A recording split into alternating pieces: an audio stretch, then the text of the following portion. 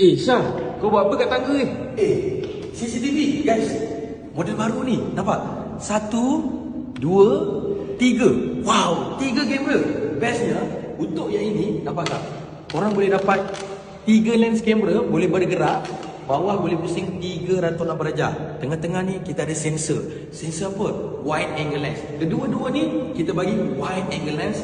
Bawah boleh bergerak. Function sama macam sebelum ni. Boleh bercakap, ada alarm, ada suara. Cuma model ni kita upgrade yang lagi, nampak? Korang tengok saiz dia.